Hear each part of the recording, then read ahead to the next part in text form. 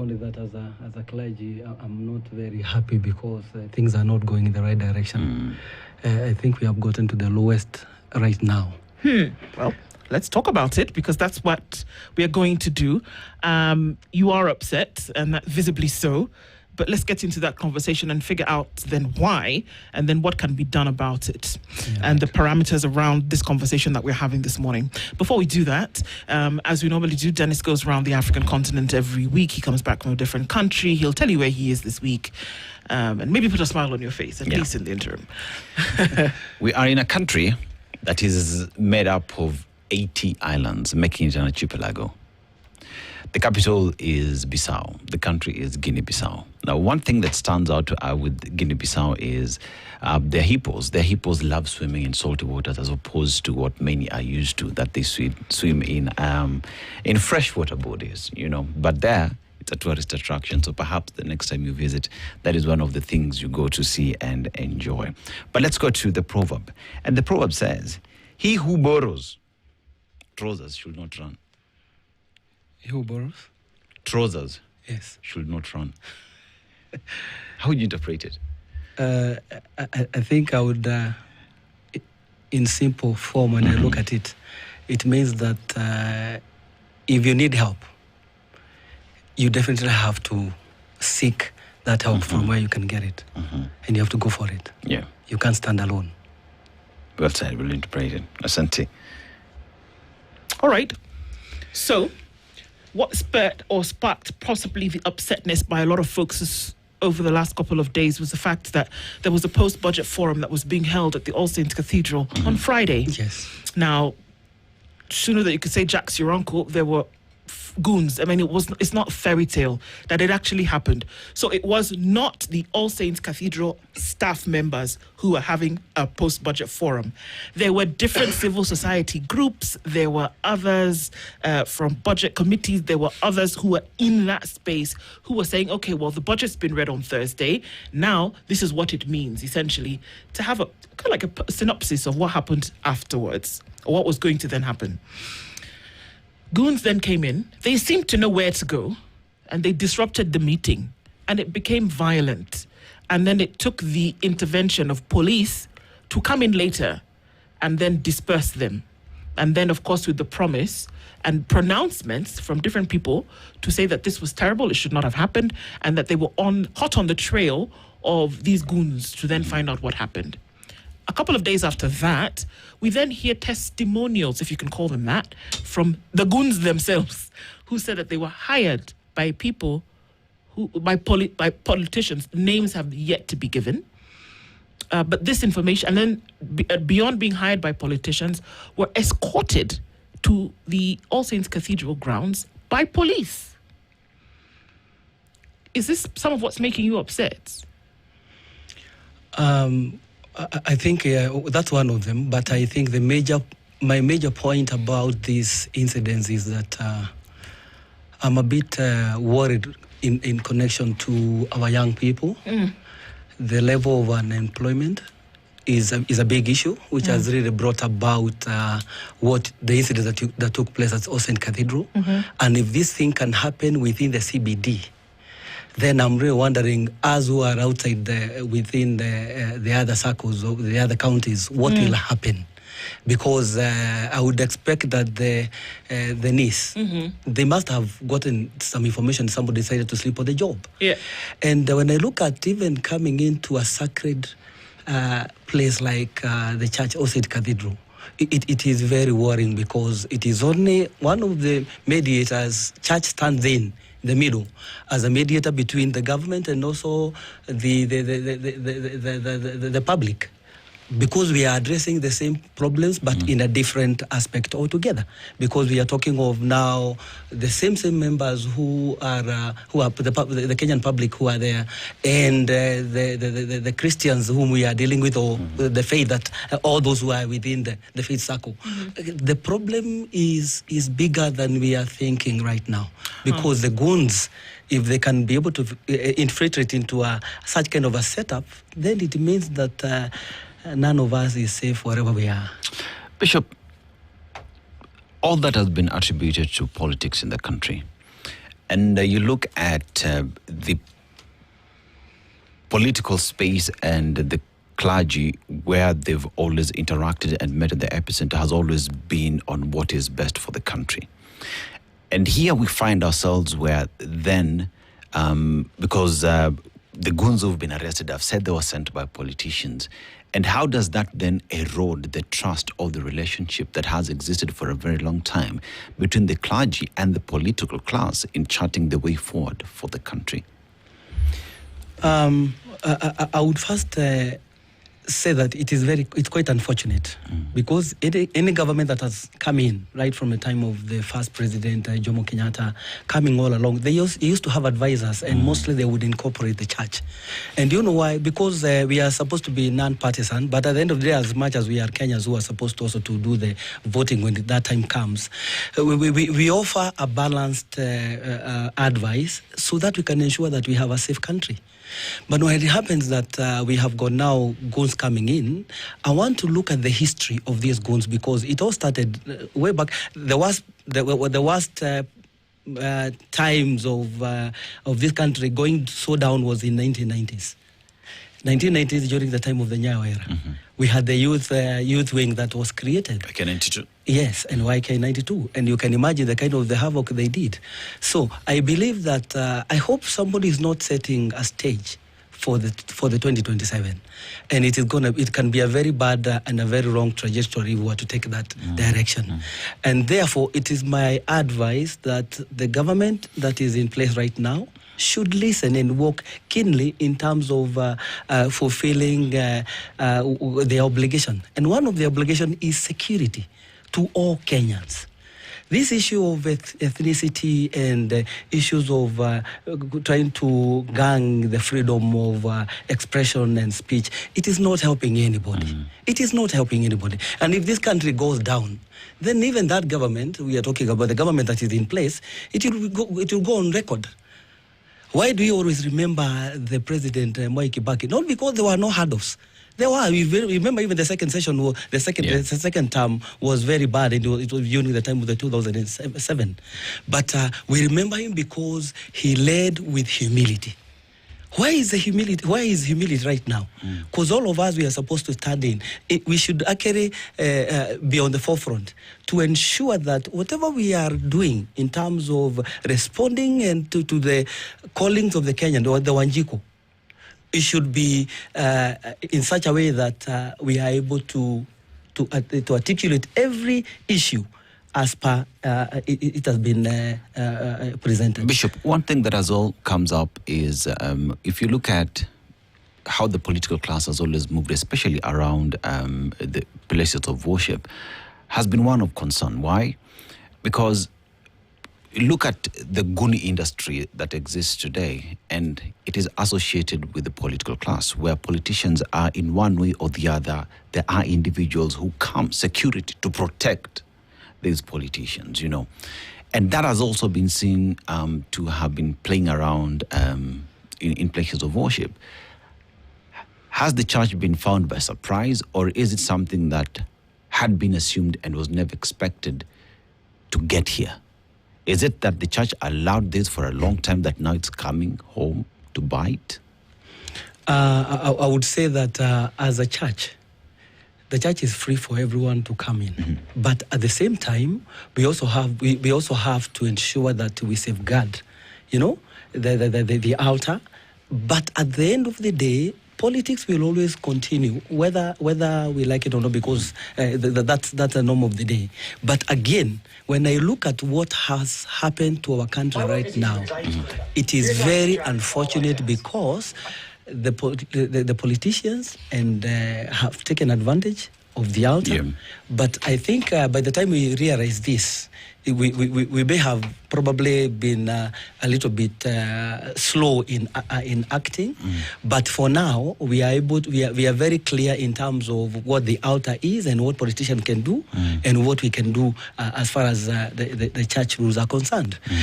But going beyond that, let's go beyond a politician and ask ourselves, why are these things happening? Why do we have goons who are available to be hired? It is because of unemployment. That is one of the key things, and I think the government should be addressing that. Other than using our young people, like now they are over 10, almost close to about 10 million, who will be voting in 2027. You can imagine if we can have goons in every constituency. Do you think we're going to be having an election? We can be able to have an election. So I think the government has to deal with this monster right now, before it becomes, because it's growing day by day. They have to deal with it. They're a political tool, Bishop. Goons. We look at them as folks who are the amount that we hear allegedly paid was 1,000 shillings per individual who came out to do this. They are human beings who receive this money because maybe they don't have anything else to do at the moment, and they're going to take it in terms of employment, quote unquote. But they're a political tool. They're not seen as a human being who's feeding a family. They are people that you can put together and pay an amount of money, who will then pursue you, the hirer, the person who is the employer, who will pursue the employer's political goals. They are political goals, because there's very little that you can tell me, or maybe anybody for that matter, that you can hire people and pay them 1,000 shillings to go and disrupt a meeting that, for all intents and purposes, was discussing policy and how people were going to be involved in their governance. So at that point, the people that you're imploring to stop this are very well connected to the possible folks who then brought these people about, but they're a political tool. How do you get folks who don't see this as an issue to stop it? It's not seen as a problem. This is where I'm trying to go. This thing is going to assist me to get there. I don't see it as an issue. So have we gone so far back in terms of our moral understanding and behavior that we don't even understand that employing violence as a tool for politics is wrong? It is very wrong. I agree. But again, also we have institutions that are supposed to safeguard some of these lines. We should actually have this. There are people who have already crossed the red line. And I say this because these elite, quote unquote, our politicians, we are saying, they are all known. They are known because I believe the intelligence knew about the planning of this thing. They would have acted. We are spending a lot of money through our intelligence. Why are we spending all this money? They are supposed to actually be able to act accordingly. So to me, I am worried because it is either it's like having a ship in an ocean and someone is just coming in to crack a hole somewhere, and then we do not need to go that direction because we will all sink. So I don't believe either the government or the politicians or the opposition, we should actually be calling ourselves into order. And say now enough is enough. Like secondly, my sister, the institutions like NCIC, what is their role? They are supposed right now to have already called upon, some of these people who are behind these things. Some of the rhetoric that we are seeing around, which is messing even the integrity of, quote unquote, we as Kenyans. Look at even some of the people who are looking at us and saying like we aren't a serious country. Our position is deteriorating every day. So our young people, the NCIC, even the registrar of political parties, she should also come in and come up with very hefty fines in connection to some of these people who are behind these things, because they are well known. They are known. Bishop, what you're saying is everybody knows there is a problem in the country. Kenya and its intelligence, which knows their stuff, right? Clearly know what it is happening in the country. Investigative agencies, DCI, pretty much the best there is this part of the Sahara, know what it is they need to do.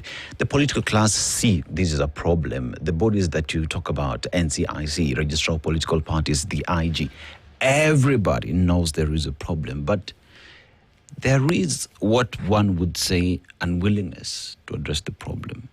Where would you reckon that is coming from?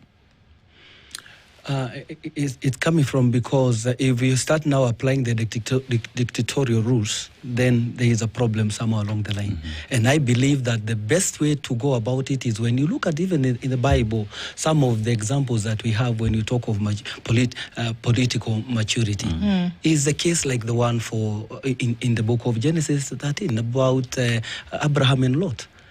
two different ethnic groups, but at the end of the day, he sat down and he said, you know what, there's no need of us fighting on this thing. Let us make a decision on this issue, and let us look for a way how we can be able to address this thing once and for all. And they did it, and it was very easy.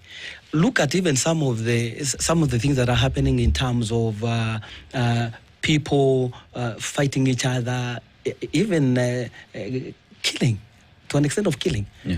In Kenya, killing has become like a norm. That is one of the things. My sister, if I look at this thing, it's becoming serious every day. You know, Bishop, my concern, when I look at what happened at All Saints Cathedral, it's just not any other street in the country, because that is close to Status Avenue, and that is where the president resides. It's highly secured, but that notwithstanding, it's also closer to government quarters. You know, you talk about NSSF, you talk about the judiciary. It's just, everything's just around the corner. Government ministry offices, everything around the corner. But for some weird reason, goons would get in, go to the church, attack individuals, get out, harass Kenyans, and nothing we see is happening. Have we lost our conscience on what a proper country that operates in the rule of law should be? I feel, because I refuse as a setter to accept that along that route there was no police officer, there was no information, because further ahead, just close to EACC, is a police station. Nobody would have acted on time to deal with this matter. That's what I'm saying, that for this one, the government needs to come out clean in terms of the measures to curb this issue of Goonism. And I feel like Squarey, our president this time around, has to listen to us. Because if it can happen right now, 14 months to election, what will happen during the time of the election in 2027 is a question we have to ask ourselves. The other day, I agree that he said that we will have the peace and a peaceful election, but now look at what is happening 14 months before. I think it's high time that we need to come in and address this matter once and for all. And secondly, we should be coming up with measures of making sure that our young people, which is the biggest junk in terms of the voters who are there for this particular upcoming election. We address the issue of unemployment. We look for issues that are making them behave the way they are behaving. And I believe that way we should be aware of we will be able to address this issue once and for all in the right manner. The people that you call on to handle these issues have actually never been able to handle an issue from beginning to the end. And one of them you mentioned is the NCIC. And it's in public knowledge. It's that they've not been able, for whatever reason, been able to handle an issue whereby something like this has happened, it has been prosecuted, it has been investigated, interrogated, prosecuted until the end. And that's when people employ, because such things are written within the commission's guidelines and standards of what they're then supposed to be able to institute. It hasn't happened yet. Is it about time that we say this doesn't work? This NCIC that you mentioned, it does not work. Like Dennis has talked about, how many police stations are within the vicinity of ACK, of All Saints Cathedral? How many? If you want to go up Valley Road, if you want to go into the city center, if you want to go left to Nairobi West, if you want to go right to, if you want to go right to Nairobi West, if you want to go left to Westlands. Central Police Station. Central Police Station is right up the road. If you want to say that actually they were employed, there is a police station in the middle of the CBD. Apart from that, there's Parliament. Less than 100 meters from ACK. What are we talking about? If you want to be really serious about some of these things, I think we mollycoddle the situation. It's like that proverbial puppy that you pick up in the middle of the road and think, oh, what a cute puppy, and then it grows up to be a wolf that will eat you. And so right now, there's a lot of cuddling the enemy. And are we afraid to call something what it is for fear that we might ruffle feathers somewhere? Is the church afraid to say, this is unacceptable, it is criminal, should not be happening? You know why? The people who were hired themselves spoke up and said, we were hired, we received money, we know who these people are. We had orders. We had orders. Why would that situation not have been arrested to date? Today is Tuesday. This thing happened on Friday. Why would that not happen? And why do we still want to say, okay, maybe you guys can do something about it? Like you're saying, this thing is going to eat away at Kenyans, at Kenya. And are we being too alarmist, or are we making too much noise? Or is it just okay? So you want to employ goons, no problem. Are we making too much noise? Are we making a mountain out of a molehill? I don't think we are only expressing ourselves according to, we are facing the reality of things on the ground. And that's the truth of the matter. Let me take you back during the time of the Michuki rules. You remember Michuki rules when things were very bad? But he was able to call the Matatu industry into order. Even during the goons who are basically terrorizing people. He was like now in central Mongeke, and even in coast we had the Jeshi la Mzee during that time. I think they were able. He was able to crack the whip. So there's somebody who is actually a little bit. Somebody is sitting on the job. And I think we should actually, it's a high time now, the government should take that action, because security, it has to do with the government. For us, we are only there to advise and also guide, give a spiritual nourishment, and also stand in to condemn. And I think like now what you saw Ole Sapit doing, already he has spoken. Have we really gotten an official communication from the government? I think we can't say we have really gotten an actual communication that can give us a driver to a positive reaction towards that. So to me, I feel, as the question that's been placed by my sister, is that we need to really now act by telling the government, it's the time now, you people, you have to come and protect the Kenyans. What you talk about is political goodwill. You've given examples of Mwai Kibaki, and why he is being remembered is because at the time he had the political goodwill to make things move. You know, him moving, ruling with humility. It's because it's a decision. It is a will he had, and he practiced that which he believed in. Now, here we are calling upon the political class, because I'm going to give you an example. I remember there's a time when the president was around Gitanga Road and happened to pass through that. 10 minutes after the president left, with all the security that was there were goons who were attacking people and stealing from the population around Gitanga Road. That is the president's convoy that I'm talking about. And if you look at all these other convoys that do exist around politicians, there are goons. Even this Sunday, we saw the Linda Mwananchi group apologizing to the church in Thika, where they entered the church and there were individuals who were harassing the citizens who were in church, and they apologized and even fined themselves. Sifuna spoke about it. Now, when you talk about political goodwill, Mishuki, as you say, had a political goodwill to handle the problem. Are we seeing political goodwill in addressing this wolf that is coming to eat us? And in the absence of that, where do we go to?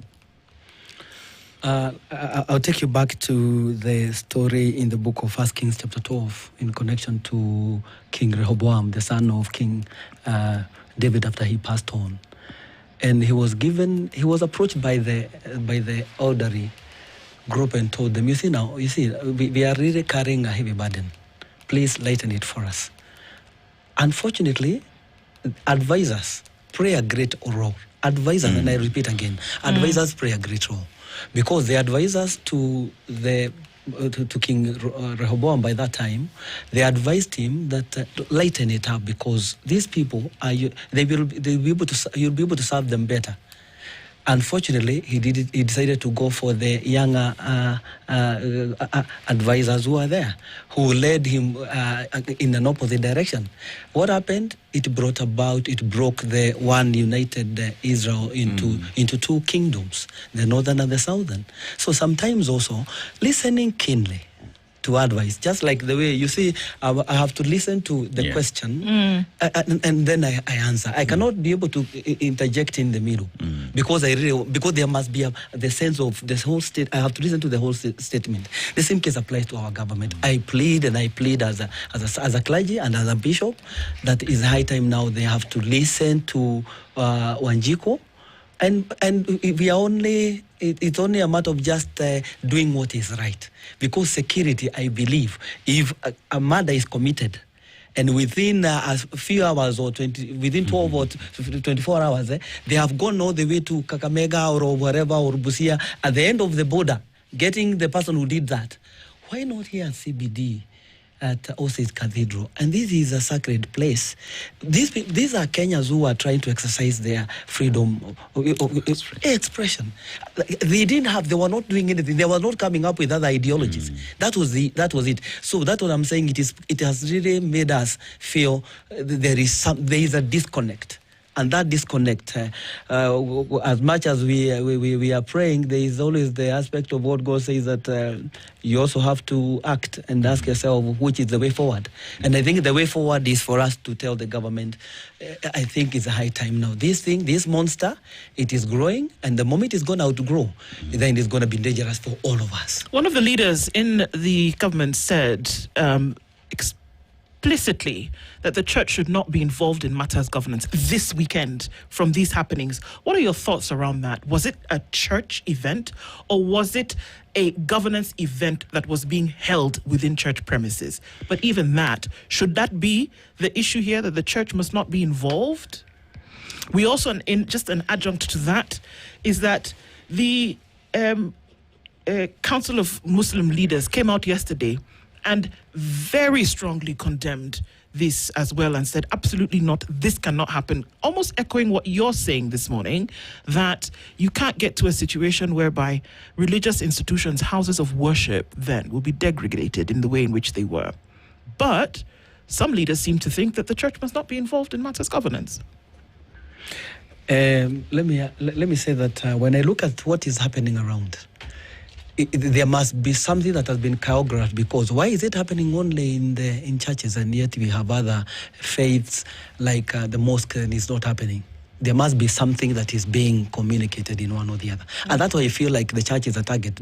And I don't know why, because in every election, the church has always stood and has given out its voice. So this time round, I feel the church must be involved. And I think, or probably we have someone who has a different opinion concerning the church at this moment in time, because every election, the church is always prayed. Every government prays for even including the government that is there in place right now. We have to pray. And one of the best things that I loved for this election in 2022, when we did the election, we prayed for a peaceful transition. I am telling you, to the letter, we never had any that's as far as our elections were concerned by that time. This time round, somebody has gone the other way around, and now things are happening in a different way altogether. So to my understanding, I feel church has to be involved, because we are dealing with the same, our congregation are the Kenyans who are living in this border. And we do not have a Kenya A and a Kenya B. We only have one Kenya. And so therefore, one of the things that I'd like to say is that we have to think first and foremost a Kenyan. Because they are being brought about because of this tribal ethnicity, which are not helping us in any way. Because out of the 42 tribes, which tribe do you take to Somalia or to another country? None of these none, even the small one that we have. I think all of us, we are meant to live here. We are supposed to. Why can't we come up with policies and we form strategies like the way we've borrowed our Constitution? We borrowed some of the articles from the American Constitution, and they are able to live, and whereby they do election, and there is nothing like this that happens around. Why are we not becoming mature enough? If we can be able to formulate and come up with the county government, we can come up with with all these structures and the devolution. All these things are working. They are meant to help us so that we can be able to improve the standard of living of Wanjiko.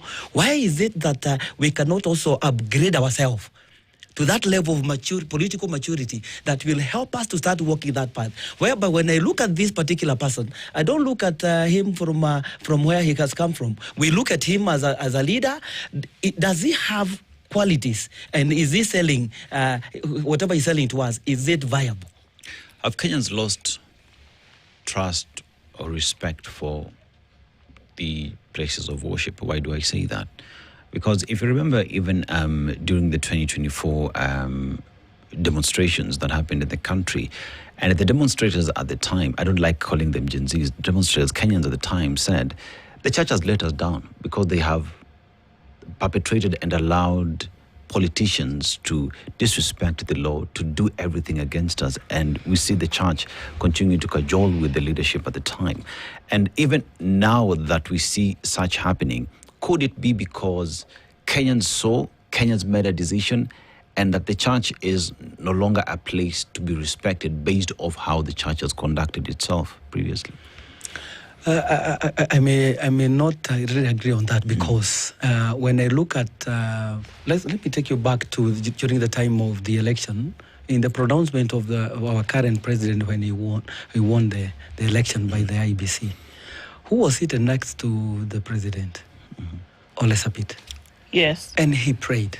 Do you know why? Because we were looking for a unified country. And that should be the direction we should be going. Why now this time around people are looking at it from a different direction is because people are agitated and people are depressed. Number one, inflation and cost of living. When someone has no money or has no food to put on the table, let me tell you that dealing with that kind of person now, anything that comes along the way, you will definitely have to misinterpret it until the food comes on the table. So, and that is where we are right now. There are people who are surviving with only one meal. Others, they don't even have that one meal. So, talking about the issue of people, the church, the Kenyans looking at the church from a different perspective, I would say it may have looked like we have really gone too much on that line. But don't forget that if you pray for something, for the peace of the nation, and it works for you, you'll continue telling the same creator, continue doing it for us, and then let's have the establishment of this government in the right manner. But when the policies change in between, then there is something that is not right in between that. And right now, what is happening now, we may get into a point whereby, number one, when you talk of now Christianity or any other faith, people go to these places of worship to seek God and also direction so that their livelihoods can be better. But right now, the situation is deteriorating. So the voice of poverty and the high inflation has become more louder than even the way we are supposed to be communicating at the pulpit as the ministers of the gospel. You talk about handling matters head on. Again, I'm going to bring up the example. Yes. These folks are on CCTV camera footage. It's available. The police came after the fact. It's said that some police accompanied in plain clothes and uniform these folks to the church premises. People were scattered. There was violence here and there. People were scared, genuinely. And this happened. And this was one afternoon. It's said that they also went to a different forum. I don't even know where they were. Was it within Parliament? Was it the same day? But this was the one that got people's attention. Is it, and if not stopped, it's always been done. There's nobody who, it's always been done. They've always been used. But we are saying that now it must be stopped because it happened during the protests. It happened in 2024. It happened during the Sabasaba protests. The year after that, goons are being employed every weekend. Others who use goons to go and eat in a certain place who didn't eat, who then did other kinds of nonsense. It's happening every time, and so people are becoming comfortable with it because we make a little bit of noise, and then by Wednesday, we've kept quiet. Today's Tuesday. It's kind of dying down already. Yes. Unless we keep the conversation alive. That this is unacceptable. Is this something that unless spoken about and unless acted upon, this is already a cancer. It's not about when will it lodge. It's lodged. How do we cut it out? We know who's responsible for cutting it out. But what must we do? Maybe encourage this entity a little bit more to say, you got to do something about this. None of these goons has been arrested. Even the ones who came out and said, yes, I'm a goon. Goon is me. I was paid money, but he's still walking free, slept in his house that night. Surely. Two wrongs cannot make a right. Okay. So therefore, I believe that the DCI and the AG and the full arm of government, they have to bring these people into books because they are seen, they are visible. We can already see their faces, and they are here. They are in this country. The other day we saw, remember, I think one of the senators attacked in Kisumu. And then what happened? We could not be able to see that matter going very far. So it's like we are having some other issues that are being choreographed in a way that it is meant to make situation look even bad, or to frighten the Kenyans, and then we do not we can just keep quiet and we become silent. But I believe that the media is doing a good job, and you people are doing a good job. For us also, we have to keep on condemning some of these issues as clergy, simply because they are not in any way in our favor. They are not helping our country. We have a country to run, and even it's going to go beyond. And I think in any given time, one of the best principles I would like us to agree upon is that in any given government, there is always a 5-year term. That 5-year term matters a lot. How they will sell themselves, the kind of the work they will do for another opportunity to be re-elected and to continue serving. Yeah. So we don't have, in our constitution, doesn't say that a particular government has to go for 10 years. It doesn't have to be for 10 years. Yeah. So that is what I'm saying. Then we have to, I would like to bring it to our president. Kenyans are agitated. I think things are not moving in the right direction. Please, look, can you address us now from the fact that things are not right, including now insecurity, high inflation, and others. Yeah. Bishop, Kenyans are asking the question, and I'll just read some comments here from one. Linda Agola is saying, stop allowing politicians on the pulpit. Elijah Sang is saying, let the church just stop. And by that, let me now expand further on that. The church has, for a very long time, said, everybody is welcomed in our space to come and worship with us. Anyone who wants to address anything, you can go do it from outside. Can we see the church implement that strictly? Because there is what is being said and is being appreciated. But you find that other denominations, one would say, are still allowing politicians to address the church from the pulpit. Can the church finally, in unison, say, politicians, ukikuja hapa, this is your seat, you listen to the sermon, after that, you go. If you want to address anyone, go to that field, very distant, very far away from the church, so that you can speak to Kenyans, whatever it is you want to say, but away from the vicinity of the church. Can that happen? It can happen, and that's our direction. I'll tell you why.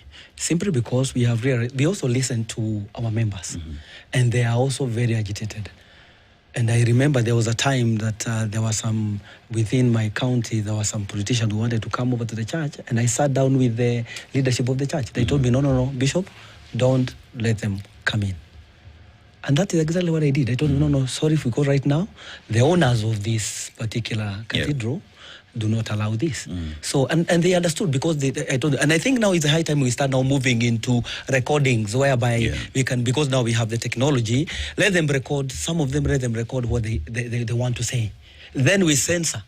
And then if it is not going to be of any game in terms of either development or a health issue that they want to address, if it's not going to help us, then we can be able to place it over there. And can we stop them entirely altogether? Because today an opposition member will come, government will come and speak there. Can the church then be the ones directing? If you are a member of parliament, you want to talk about development, that message is well spoken about on the floor of the house. If you are government and you want to talk about development, there are channels where government can communicate with its people on very official means, so that the church is removed from communicating opposition or political messages on the pulpit. Can that be a direction, perhaps? It's a direction, because that's the direction we are going to go. Because the way we are saying things right now, we cannot allow it to happen. And I'm telling you, that's a discussion we are going to have as clergy. We are all going to call ourselves into order and agree that this time around, if politics now, if already we are 14 months before, and this is happening, then are we going to control the mess when it gets to the year of election, that is next year? So I think the best thing is that we are going to address it seriously. We are addressing it, but I think we need now to come up with forums whereby we will agree on the measures that are going to be taken through the right channel. Yes. Okay, what does the outlook look for you into 2027, knowing that, unfortunately, folks are going to have to be walking on eggshells? Campaign season, whether it's been announced by the IEBC or not, is clearly in full throttle, or at least getting there soon. Everybody's already all over the place, and they've not announced it, but, it's already there. What's your outlook, and what would be your word of, would it be advice to anybody, whether you're a politician, whether you're somebody who's watching to see what's going on, for this period that we're getting into, that in previous years has been marked with a lot of volatility? One of the worst hit sector is the boda sector. I would say this, and I think I would encourage that from this going forward, we need to think of new strategies, like coming up with the circles that can be able to help our border, so that other than going for that 500 shillings and 1,000, we can be able to have other new ways of making sure that they are able to be integrated, they are able to work together, they are able not to be messed up by a particular politician, and the rule of law will be able to govern them in the right way. Because right now what is happening, it has been left just like that, so any politician can walk in and get a click over some of them and make use of them in a bad way. And I believe that we should, it's the high time now we start now coming up with forums to enlighten them and to tell them this is not the right way to go. 500, 1,000 will not help you, but if only we can come up with measures that are going to make sure that you have a continuity of an income, then that one is going to help us. And one of it is like, now, if we were to do, can you imagine if we were to have all the circles, all borders in circles? They will be held accountable. Number two, they will even now be able to look at the bigger picture in terms of what they want to achieve in life.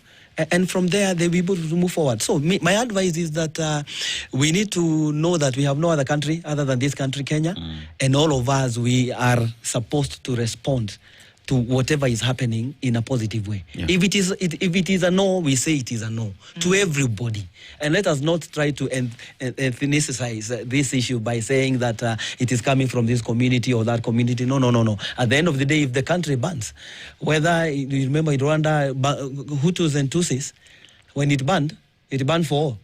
So I think this moment in time, I would say, let us have, we need to appreciate the country that we have right now.